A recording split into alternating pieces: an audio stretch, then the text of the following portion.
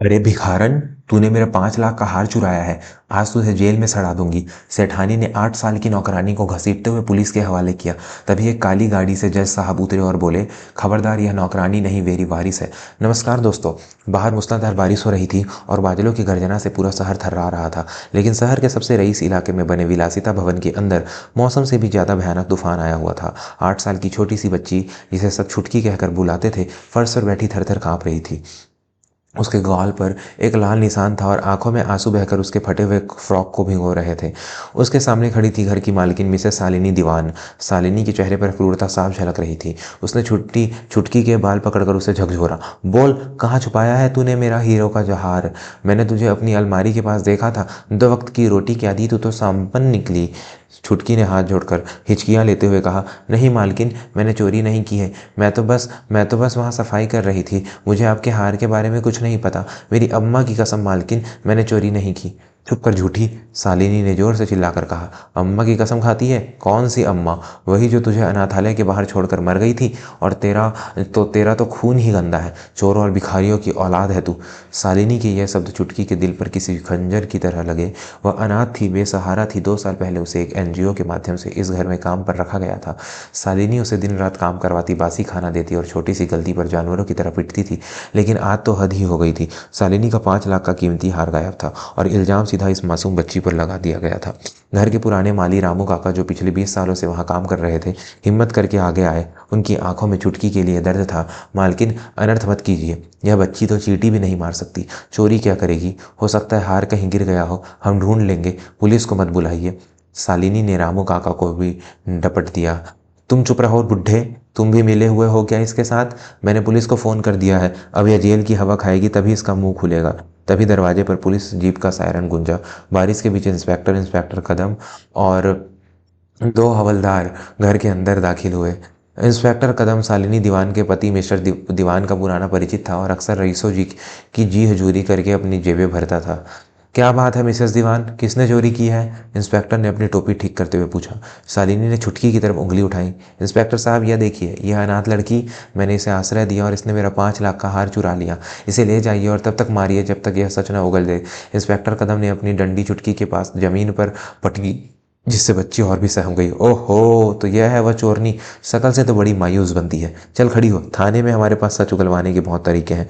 चुटकी ने रामू काका का पैर पकड़ लिया। काका, मुझे बचा लो, मैंने नहीं लिया। काका, मुझे डर लग रहा है। रामू काका की आंखों से आंसू बह निकले, लेकिन वह लाचार थे। हवलदार ने चुटकी का छोटा सा हाथ पकड़कर उसे घसीटना शुरू किया। छोड़ मुझे, छोड़ दो।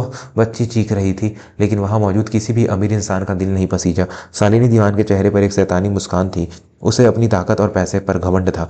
दर्शकों, क्या एक मासूम बच्ची को बिना किसी सबूत के जेल में डाल दिया जाएगा? क्या गरीबी का मतलब अपराधी होना होता है? आगे जो हुआ उसने शालिनी दीवान के होश उड़ा दिए। लेकिन कहानी में आगे बढ़ने से पहले अगर आप भी मानते हैं कि बच्चों पर अत्याचार पाप है, तो अभी हमारे चैनल को सब्सक्राइब करें और बेल आइकन दबाएं। बारिश और तेज हो गई थी। हवलदार चुटकी को घसीटते हुए मुख्य दरवाजे तक ले आए थे। इंस्पेक्टर कदम जीप का दरवाजा खोल ही रहा था कि तभी एक तेज रोशनी ने सबकी आंखों को चौंधिया दिया। गेट के बाहर 3 काली रंग की लग्जरी गाड़ियां आकर रुकी। बीच वाली गाड़ी पर लाल बत्ती नहीं थी, लेकिन उस पर भारत सरकार का प्रतीक चिन्ह और हाई कोर्ट का फ्लैग लगा हुआ था। गाड़ियों के रुकते ही 4 कमांडो फुर्ती से बाहर निकले और उन्होंने छाते तान दिए। इंस्पेक्टर कदम का हाथ रुक गया। वह समझ नहीं पाया कि इतनी रात को इस तूफानी मौसम में कौन बड़ा अधिकारी यहाँ आ गया। बीच वाली गाड़ी का दरवाजा खुला और इसमें से एक बुजुर्ग व्यक्ति निकले। उनकी उम्र करीब 65 वर्ष थी। रौबदार चेहरा, आंखों पर मोटा चश्मा और व्यक्तित्व में ऐसा भारीपन कि देखने वाला अपने आप सिर झुका ले। यह कोई और नहीं बल्कि रिटायर्ड चीफ जस्टिस रघुवीर प्रताप सिंह थे। उनका नाम सुनते ही बड़े बड़े अपराधी कांप उठते थे। उनके साथ एक और व्यक्ति था, शहर के प्रतिष्ठित अनाथालय के प्रमुख मिस्टर वर्मा। शालिनी दीवान हड़बड़ा कर बाहर आई। अरे जस्टिस साहब, आप हमारे घर इतनी रात को, कोई काम था क्या? आइए ना, अंदर आइए। शालिनी की आवाज में चापलूसी घुल गई, लेकिन रघुवीर प्रताप सिंह ने शालिनी की तरफ देखा तक नहीं। उनकी नजरें सीधे उस भींगी हुई, कांपती हुई बच्ची पर टिकी थी जिसे हवलदार ने पकड़ रखा था। उनकी आंखों में एक अजीब सी बेचैनी थी। इंस्पेक्टर, इस बच्ची को छोड़ो। रघुवीर जी की आवाज में इतनी कड़क थी कि हवलदार ने तुरंत छुटकी का हाथ छोड़ दिया। इंस्पेक्टर कदम ने सैल्यूट ठोकते हुए कहा, सर सर, यह एक चोर है। इसने मिसेस दीवान का हार चुराया है। हम इसे थाने ले जा रहे हैं। रघुवीर प्रताप सिंह ने इंस्पेक्टर को अनदेखा किया और धीरे धीरे चलकर छुटकी के पास आए। वह घुटनों के बल उस कीचड़ सने फर्श पर बैठ गए। उनके महंगे कपड़े खराब हो रहे थे, लेकिन उन्हें परवाह नहीं थी। बेटा, डरो मत। इधर देखो मेरी तरफ, उन्होंने बहुत ही कोमल स्वर में कहा। चुटकी रोते हुए पीछे हट रही थी, उसे लगा यह भी उसे मारने आया है। तभी रघुवीर जी ने अपनी जेब से एक पुरानी तस्वीर निकाली। तस्वीर में एक 3 साल की बच्ची थी जिसके गले में एक बहुत ही खास लॉकेट था, आधे चांद के आकार का चांदी का लॉकेट। रघुवीर जी ने कांपते हाथों चुटकी के गले में बंधा हुआ काला धागा बाहर खींचा। धागे के साथ एक मैला सा चांदी का लॉकेट बाहर आया, वही आधा चांद। यह देखते ही पूर्व चीफ जस्टिस रघुवीर प्रताप सिंह की आंखों से आंसुओं की धारा बह निकली। वह फफक कर रो पड़े। उन्होंने चुटकी को कसकर अपने सीने से लगा लिया। मिल गई मेरी जानकी, मिल गई, हे भगवान तेरा लाख लाख शुक्र है। वहां मौजूद हर शख्स सन्न रह गया। सालिनी दीवान का मुंह खुला का खुला रह गया। इंस्पेक्टर कदम के पसीने छूटने लगे। सालिनी ने हकलाते हुए पूछा, जस्टिस साहब, आप इस गंदी नौकरानी को गले क्यों लगा रहे हैं? यह तो अनाथ है। रघुवीर प्रताप सिंह ने चुटकी को गोद में उठाया और खड़े हो गए। अब उनकी आंखों में आंसू नहीं बल्कि ज्वालामुखी धधक रहा था। उन्होंने सालिनी की तरफ देखा। यह नौकरानी नहीं है मिसेस दीवान, यह मेरी पोती है, मेरे बेटे और बहू की इकलौती निशानी, अनन्या सिंह। यह सुनते ही सालिनी के पैरों तले जमीन खिसक गई। पोती? लेकिन यह तो अनाथालय से आई थी, रघुवीर जी ने गरजते हुए कहा। 5 साल पहले एक कार एक्सीडेंट में मैंने अपने बेटे और बहू को खो दिया था। उनकी कार नदी में गिर गई थी। हमें उनकी बॉडी तो मिल गई, लेकिन मेरी 3 साल की पोती का कहीं पता नहीं चला।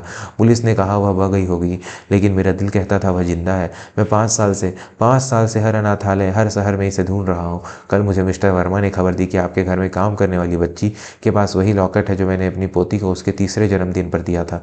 फिर उन्होंने चुटकी के गाल पर वह लाल निशान देखा जो सालिनी के थप्पड़ से पड़ा था। जस्टिस रघुवीर का चेहरा क्रोध से लाल हो गया। इंस्पेक्टर कदम, उन्होंने दहाड़ लगाई। जी जी सर। इंस्पेक्टर थर थर कांपने लगा। गिरफ्तार करो इस औरत को, उन्होंने सालिनी की तरफ इशारा किया। क्या आप क्या कह रहे हैं? मैं तो इज्जतदार औरत हूँ, सालिनी चिल्लाई। इज्जतदार? रघुवीर ने कहा। तुमने एक नाबालिग बच्ची से बाल मजदूरी करवाई, यह पहला अपराध। उस पर झूठा चोरी का इल्जाम लगाया, यह दूसरा अपराध। और उस पर हाथ उठाया, उसे शारीरिक और मानसिक प्रताड़ना दी, यह अक्षम्य अपराध है। मैं खुद इस केस को देखूंगा और सुनिश्चित करूंगा कि तुम्हें इसकी सख्त से सख्त सजा मिले। तुम्हें जेल में सड़ना पड़ेगा। सालिनी दीवान जो अभी तक शेरनी बनी हुई थी अब गिड़गिड़ाने लगी। मुझे माफ़ कर दीजिए जज साहब, मुझे नहीं पता था कि ये आपकी पोती है। अगर पता होता तो मैं इसे पलकों पर बिठा कर रखती। रघुवीर जी ने खड़े शब्दों में कहा।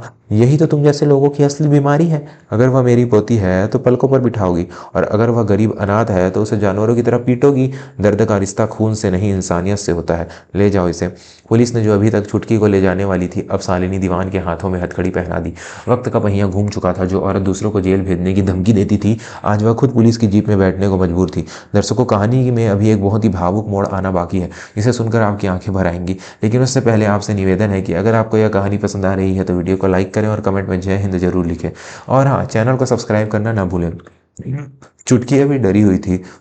वह अपने दादाजी की गोद में थी, लेकिन उसकी नज़रें रामू काका को ढूंढ रही थी। रामू काका एक कोने में खड़े होकर खुशी के आंसू रो रहे थे। चुटकी ने धीरे से कहा, दादाजी। रघुवीर जी ने उसे चूमा। हाँ बेटा बोलो। क्या हम काका को भी साथ ले जा सकते हैं? जब मालकिन मुझे मारती थी तो सिर्फ काका मुझे बचाते थे। जब मुझे भूख लगती थी तो काका अपने हिस्से की रोटी मुझे खिला देते थे। मुझे काका के बिना नहीं जाना। रघुवीर जी ने मुड़कर उस बूढ़े गरीब माली को देखा जिसके कपड़े फटे हुए थे लेकिन दिल सोने का था। वह रामू काका के पास गए और उनके सामने हाथ जोड़ दिए। भाई साहब, मैं आपका कर्जदार हूँ। एक रिटायर्ड चीफ जस्टिस एक माली के सामने हाथ जोड़ रहा था। जब मेरी अपनी किस्मत ने मुझे धोखा दिया तब आपने मेरी पोती को बाप जैसा प्यार दिया। आज से आप हमारे साथ रहेंगे, एक नौकर की तरह नहीं बल्कि परिवार के सदस्य की तरह। रामू काका ने रघुवीर जी के पैर पकड़ लिए। नहीं मालिक, मुझे पाप मत दीजिए, मैंने तो बस अपना फर्ज निभाया था। लेकिन चुटकी ने जिद की और अंततः रामू काका को भी गाड़ी में बैठा लिया गया। जाते जाते इंस्पेक्टर कदम ने पूछा, सर लेकिन वो हार, अगर चोरी की रिपोर्ट लिखी है तो हार तो ढूंढना पड़ेगा। तभी सालिनी की छोटी बेटी जो करीब 6 साल की थी दौड़ती हुई आई। उसके हाथ में वह हार था। मम्मी मम्मी देखो, मेरी गुड़िया का झूला कितना सुंदर लग रहा है। उसने वह हीरो का हार अपनी गुड़िया के झूले पर सजा रखा था। यह देखकर सालिनी दीवान शर्म से पानी पानी हो गई। चोरी हुई ही नहीं थी, उसकी अपनी बेटी खेल खेल में हार ले गई और उसने बिना सोचे समझे एक मासूम की जिंदगी बर्बाद करने की कोशिश की। रघुवीर जी ने जीप में बैठी सालिनी से देखा रघुवीर जी ने जीप में बैठी सालिनी से कहा, देख लिया, तुम्हारी अपनी परवरिश और लापरवाही का नतीजा था यह, और सजा तुम इस मासूम को दे रही थी। अब जेल में बैठकर सोचना कि असली अपराधी कौन है। गाड़ियों का काफिला वहां से निकल गया। छुटकी जो कल तक झूठे बर्तन मानसी थी आज एक राजकुमारी की तरह अपने दादाजी की गोद में सो रही थी। और रामू काका खिड़की से बाहर देखते हुए सोच रहे थे कि ईश्वर के घर देर है अंधेर नहीं। कहानी की सीख दर्शकों, यह कहानी हमें सिखाती है कि किसी की गरीबी और लाचारी को देखकर उसका अपमान नहीं करना चाहिए। वक्त कब पलट जाए कोई नहीं जानता। और सबसे बड़ी बात किसी पर भी इल्ज़ाम लगाने से पहले 100 बार सोचना चाहिए, क्योंकि आपके एक शब्द किसी की पूरी ज़िंदगी तबाह कर सकते हैं। अमीरी दिल की होनी चाहिए, धन की नहीं। तो दोस्तों, आपको आज की यह कहानी कैसी लगी? क्या जज साहब ने शालिनी को सज़ा देकर सही किया? अपनी राय कमेंट बॉक्स में ज़रूर लिखें। जाने से पहले हमारे चैनल को सब्सक्राइब करें और इस वीडियो को अपने दोस्तों और परिवार के साथ शेयर ज़रूर करें। हम जल्दी ही मिलेंगे एक और नई कहानी और दिल को छू लेने वाली कहानी के साथ। तब तक के लिए अपना ख्याल रखें और अपनों का भी धन्यवाद। जय श्री राम।